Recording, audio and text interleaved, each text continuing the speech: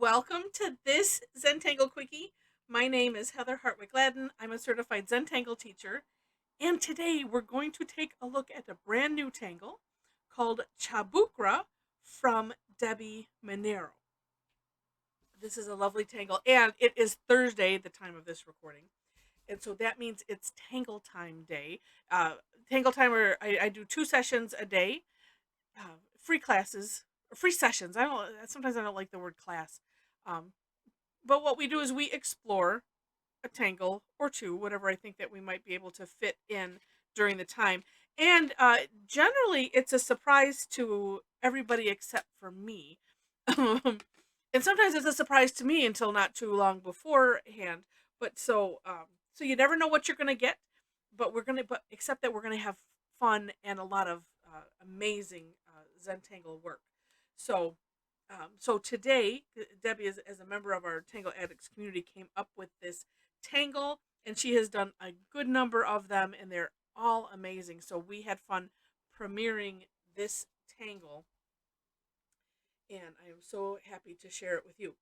Okay, so it starts off with a let's see, whatever, however you want to call this, and I'll just have you watch. This one you have to. This is me telling me be mindful. I have some stuff I'm going to do up above. I need to make sure I have enough room on either side, so I'm going a little lower than um, center with this. And this is, I call it a flux shape because it looks like the tangle flux. Um, it's and if you're not if you've never done that tangle and you don't know what that means, that is what it means. If you actually search my channel for flux, and you will find that tangle. um, or you can think of it as a teardrop or a tethered orb. I love that description when I heard Maria Thomas mention that, because it's tethered here, and it's like you're pulling it out. So whatever helps you to draw it. And then we're going to do two more going to either side, touching at that same point. And it says, I did pretty good here. Left a little bit of room to do what we need to do on the sides. Oh, that's not too bad. Okay, then we're going to aura it.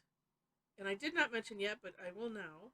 In the description section are links to my version of the step out, as well as Debbie's version, Debbie's step out, and some of her workings. She had a neat page of her sketchbook as she was working out, how to make the tangle, and the inspiration, and a bit of the story behind it. So we're gonna aura this, and if to aura is basically to outline like so, and we try to pick a distance away from whatever you are auraing, and you know and try to keep it consistent. That's do the best we can. That's what we do. All right. Then, and I think here is where I might yeah, here's where I changed up the order of the step outs, just because the next step I needed to have this step here to help me. So that is putting two additional little flux shapes right in these little corners, just tucking them in there like so. Now the next step is where I have probably the most challenge, and that's why I thought, well, if I put these here, that will help. So when you look at the step out, you see this really neat, elaborate shape going around it. There are variations. So when you look at, specifically look at Debbie's step out, because I didn't incorporate into mine the variation. So take a look at hers for those. What I decided to do to make the shape that I show on my step out, and what she shows on her main one. So here's how I decided I needed to do it. So I'm going to start actually at the top. And actually, I came up with this in the second session of our Tangle Time, and it seemed to work easier. So starting at the top, two curved lines going down either side, and trying to be centered. And then we're essentially auraing from here. So I'm making a larger space. So curve line here, and then here, and then pause here. So to do it the way she had it, it's just another little curve line here. So we're not really auraing at this point. And I'm going to do the same thing on the other side. So if you want to watch again, I guess when I'm seeing somebody else's step out, I'm making an assumption that, oh, it's, all drawn in, say, one stroke, and so that's why I a lot of times will uh, either divide it out into smaller steps or something. Just I need to have it working something for me. Okay, then from here, do a big curve line. Well, I'm going to go almost to the edge because that's the room that I have. But you can have it go out as far as you want, like so. Then coming in, I'm going to do like an S shape. So coming from here, so if you watch, an S shape going into an aura of the bottom and then curving, and then I trace over just a little bit of that line just for the continuity. It's the takeoff and land concept. This is more of a landing. So again, nice from that tip, an S shape is coming back up, into that curve a little bit. So here's the S, and then yeah, it's an S shape, but it's almost like we're auraing here, and then we um, transfer that aura to here. Oh, it's like, oh, here, oh, now let's start auraing this. I mean, so whichever way it helps you to think about it, because I just I was having a lot of trouble. I wanted to make that shape, and I wanted to make it look really neat, and I was having a heck of a time with it. I'm gonna probably have to redo my step out now that I really found a way that I like to do this and like that. Oh, and I forgot the coolest part: the line dot, or I'm gonna put two because I like two dots, and because here they fit. Maybe on these little ones, I'll just do one. It just makes it, and then from there you can decorate and have a ton of fun. I am gonna just for our time, just so that way we, because I always feel like we have to do some kind of shading here, and then I'll show you. My work from earlier is not completely done, but I will still show you.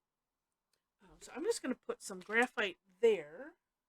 Let's see, is that, yeah? And say if this is the first time watching me, I like to do the shading sometimes in steps, just to see where I want to go with it. And then also sometimes it's a nice safety because if I ended up, I was thinking, oh, I could put some here and then put some on the tip. But even as it is, I think I had a lot of graphite on this tortillon and that I should have maybe used first. Um, but I think I kind of like just that. Because if I had put the graphite here and here, then I'm kind of committed, and then I'd have graphite remorse because then it would just be like filling in the whole the whole thing. But here's what I'm going to do. I'm going to put some graphite at the just the tip here, and see. Look at how much I have left on there. From because I remember what I was doing with this before. I'm just putting some on the tips because I think that looks neat.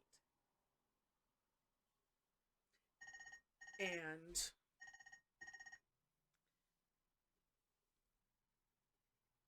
put some right here too, just cause.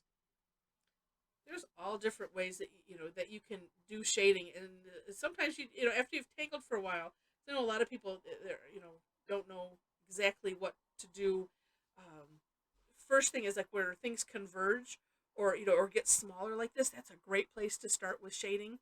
But then yeah, like this, just doing the tips. That makes a neat look. It really does. All right, so absolutely amazing tangle. Now there's a couple ways that you could do this. Oh, you know what? Let me show really quick because I had started one and I was off center and as I was playing and I'm like, yeah. So one of the variations that she had was, and I'm going to kind of do this the same way. I like kind of like starting at the top like that and working down both sides. Oops, gotta get that in there. And this one, because I thought, oh, I'll just leave this and then I can show the one variation. So if you're like, no, I'm not even gonna try that. So you could do it this way. So we're aura-ing, aura, and then just come all the way around. It's just a second aura, and then this one, you could just have the line meet like that. what I love about this, and what Deb did with her step outs, was to show neat variations, so that way everybody can have fun with it. And it's neat because it ends up looking like a little bit of a different tangle depending on how you use it or decorate it. So super neat. Now let me show you some of the playing that I did with it. So this was earlier, and this is a gray tile. You can see a little bit of the difference here. I was like, it's not finished yet, but I decided to put this in a sea of flux. So this is the flux tangle, Rick's version of flux, and then I decided to have fun with the orbs, kind of trailing on the inside of that first aura that we did, um, but yeah, I still have some more fun to have with this one, but and maybe I'll finish it before I take that final picture. So you've already seen what I did with it. I don't even know what I'm going to do with it yet. I think that that's just kind of cool. It's like a time machine.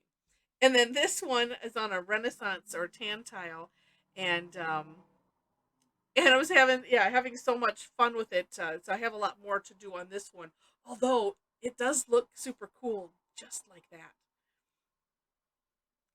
But I have some other ideas of what I want to do with it. But like I said, it looks neat the way it is, and just neat ways to use it. So I did it with her original style, and then the one variation, and then I just added some flux shapes. And like I said, I'm gonna do some other orbs or something in there. But fun, fun tangle. It's so nice to play with these, and I'm so glad that Deb is in our community and share her talents and her inspiration with us. So again, in the description section, links to step outs. Below that are ways to connect with me if you would like to come and have fun with us on a Thursday Tangle Time. Again, it's free. It's an hour. I do it twice a day. Some people come to both. I started doing them twice a day just because I felt like I wanted to.